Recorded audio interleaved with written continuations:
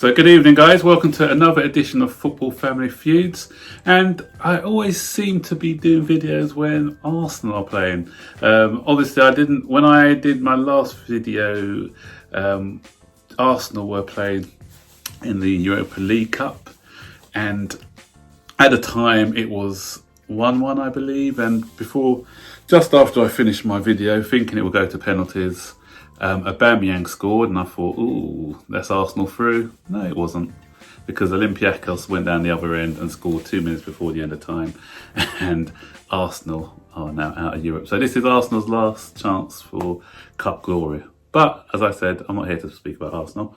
I'm here to talk about Chelsea as Elijah watches his team playing intently. So tomorrow is our big match. It's our turn in the FA Cup, playing against Liverpool. Unusual this season in that none of the last 16 round has been played on a weekend.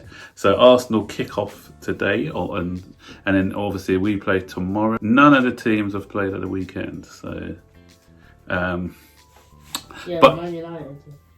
Not that, but I wasn't in the cup though. I was in the league. So guys, big game for us tomorrow against Liverpool. What team Liverpool puts out tomorrow, I don't know, because obviously they lost. Yes, finally, well done Watford. And so is there going to be a reaction from the Liverpool players? Is there going to be a reaction from Jurgen Klopp? Is he going to put out a stronger side? In his press conference today, he said that the defeat at the weekend wasn't going to influence his decision of who he puts out tomorrow. But I don't know. They don't want 2 defeats in a row. That will ruin morale. And so I think they're going to put out a relatively strong team. He did say Gomez is back. Hopefully Lovren plays. But we know for certain that he's going to be on the bench, because they've lost their under-23 manager, Critchlow, the guy who was in charge for the last 2 matches and in the League Cup as well, because he's today moved on. And so he's no longer going to be a part of the Liverpool setup. So Jurgen Klopp's going to have to do some work in the FA Cup for a change and manage the team like he's meant to. For Chelsea, we've got some positive team news and negative. First of all, the negatives, we still got our injured players. So we've got out Kante, Pulisic, Loftus-Cheek's going to be playing in the under-23 match. He's playing at the moment as I speak. And also we're missing, who's the other guy? Abraham. So, but I think Callum Hudson-Odoi is going to be back in the squad, so that's positive.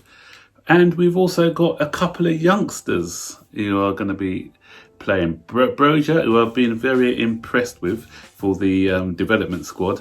He's been drafted in, and he's not playing in the under-23s today, so he's definitely included in the squad for tomorrow. And ANJORIN also is not playing for the under-23. So we could see ANJORIN and Broja, 2 other players from our production line who are going to be playing. Broja, as I said, probably even now I'll prefer him to Batshuayi. So whether I don't think he'll start, but you never know.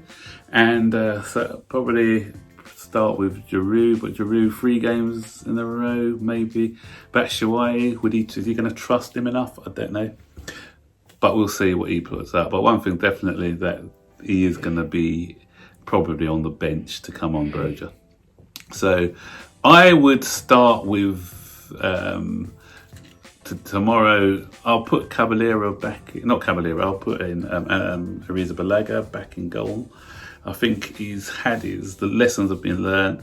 So I think we now need to put him back into the side, because, as I said, there's no difference between him and Caballero anyway.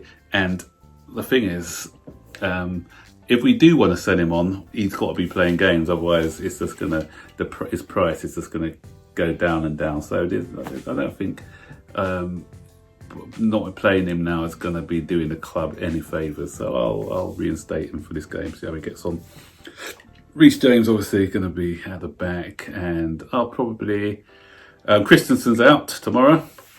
He took a knock, so Frank was saying it's 50-50, but it looks like he's out. So I'll probably go back to the Tomori Kurt Zuma partnership, which I thought was quite good in the past. I'll play, don't know whether he's going to play Aspilicueta, whether he's taking it seriously, or is he going to, Alonso in a flat back? I'll go back to a back four. Would Alonso do well in a flat back four? Don't know. He's scoring goals. He's a form left back at the moment. Tricky one. Or we put Emerson in. That's why I'm not the manager. I'll probably, if we're going for a flat back four, I'll probably stick with Alonso. Although I said he's not great in a back four, but he's a goal scoring threat. We're not getting goals from other avenues, so why not? Let's stick him in there. And Billy Gilmore for me, because I'll put him in. I rate the guy. I'll play him in the Jorginho role. Kovacic for a little bit of experience. I'll stick him in there. And I'm going to be mad and put ANJORIN in ahead of Ross Barkley. For me, Ross Barkley is hit and miss. I'll give ANJORIN a run out. And up front, probably go with Hudson-Odoi if fit. Start Giroud with Broja to come on maybe, and Willian maybe. Yeah, Willian hasn't played for 3 or 4 games now, so he should be rearing to go. So that's my 11. Again, I can't predict the score because I don't know what Liverpool side is going to be put out. I know that probably you're going to have, if Salah and Mane will probably be on the bench even if they don't start. So he's not going to go with the sort of side that he went with against Shrewsbury in the last round, or even Everton. I think he's going to go with some stronger players in this game. So if they do come out with a strong team, it's going to be difficult for us. I'm not even going to predict, because every time I'm going to predict 2-1 to Liverpool. Because every time I've predicted the Chelsea win of late, Chelsea have lost. So I'm going to predict 2-1 to Liverpool, hoping that it's a voodoo and my predictions are going to be rubbish again, and it's a positive result for Chelsea. So guys, what do you think? What do you think the score's going to be? What team would you like out tomorrow? Do you think we're going to get a positive result? Or do you think Liverpool are going to bounce back after their shock defeat against Watford? As I'm talking, it's still 0-0 between Portsmouth and Arsenal. So, a tricky one for Arsenal, I think, tonight. But they'll probably win that one, I think. They'll probably come away with a victory. Just a quickie before I go, talking about the injuries, because that was brought up in the Frank Lampard's press conference as well. And some people alluded to the fact that I mentioned it in one of my videos before, where I said, is the training, the intensity of the training, the reason why a lot of players are getting injured? And probably I was being a bit unfair on Frank when I did mention that, because he did bring up some good points today with regards to injuries. And the first one was that Kante, for instance, Sarri he played him when he shouldn't have played him in the cup final, the Europa League final.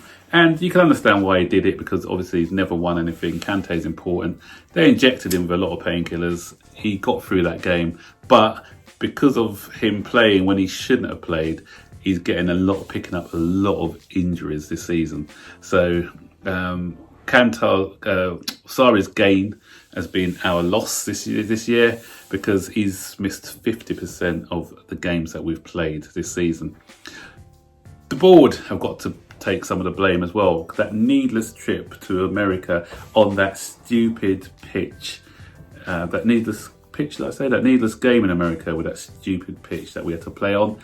And that's cost us Loftus Cheek for the whole season. And him and Kante would have definitely been starters for this season. So we've missed him for most of the season, Kante for 50% of the season. So any team's going to struggle when that happens. And the board again for the Abraham injury, because had we strengthened in January and brought in a striker, even one on loan, then Lampard wouldn't have been forced to play Abraham when he wasn't ready to play. So by playing him when he's not fit enough, it's aggravated that injury, and now he's going to be out for a prolonged period of time. The Pulisic one is a mystery. I don't understand how he picked up that one. Maybe it was when he wasn't playing a lot. Maybe he was feeling something and the fans were calling for him to be included in the team. Maybe he started playing a bit early and he picked up this strain because of it. So sometimes when the manager does something and the fan base start complaining and moaning, why is he doing this, why is he doing that? They know more than us. They've got all the data, and sometimes they know why somebody isn't playing. So before we know the full facts of why somebody isn't playing, we shouldn't be grumbling about why the manager isn't picking X, Y or Z player. So guys, as I said, win, lose or draw, up the Blues, and let's keep that blue flag flying high. I'm just pausing for a minute. Someone's injured. Who's injured? Is it a Portsmouth player, Elijah? Who's injured? Elijah, who's injured? Yeah. Is it an Arsenal player or a Portsmouth player? Oh, Torreira. Torreira's injured. It looks like bad. The stretcher's coming on. So Arsenal may be missing him for a period of time. So yeah, what is it? Did they say? I don't know, but yeah. So yeah, it looks a bad one. He's being substituted now, so we'll see what happens with that one. But anyway, guys, don't forget, like, subscribe, turn on all post notifications, and we will see you on the next video. Take care.